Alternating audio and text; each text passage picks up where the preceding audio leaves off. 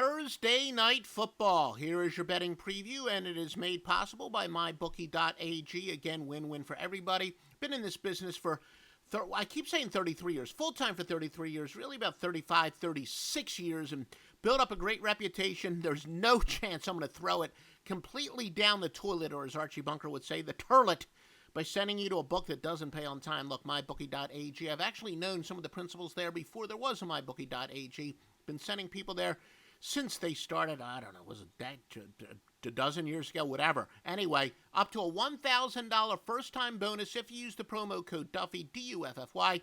Not only will you show your support for this free information, but it also, by agreement, ensures that you will always get the largest bonus that they have going at the time, whether you do it now, whether you do it 2 weeks from now, 2 months from now. mybookie.ag, promo code of Duffy, D-U-F-F-Y.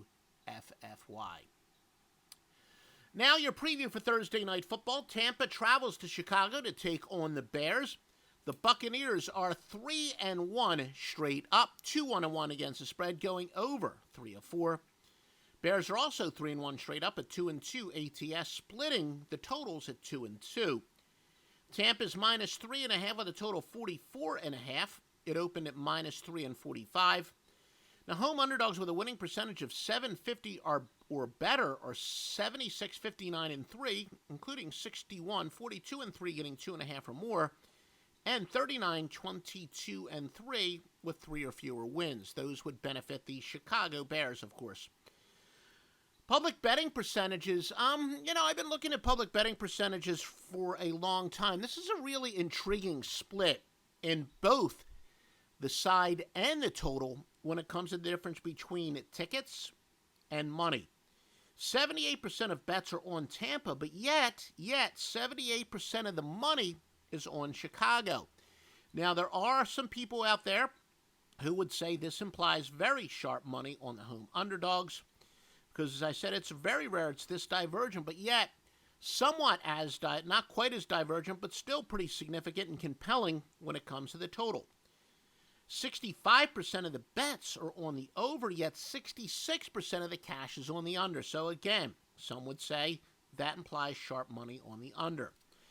The best power ratings out there has Tampa at minus 0.5 with a total 47.5 and a projected 24-23 victory by the road team. We also subscribe to the two best computer simulations programs out there. One of the top projection models did 10,000 simulations and found Tampa projected to win by an average of 23-21. The Bears did cover 54% of simulations, with the under at 53%. Another has the power ratings at Tampa minus 4 with a total 47. In those simulations, Tampa covered 51.9% of the simulations, with it going over 56.4% of the time.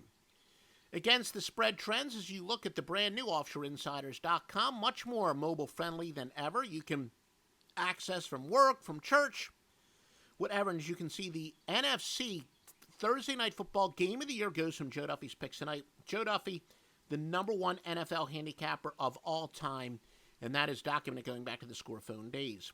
Tampa's 4-0 as road favorites. Again, all these records are against the spread.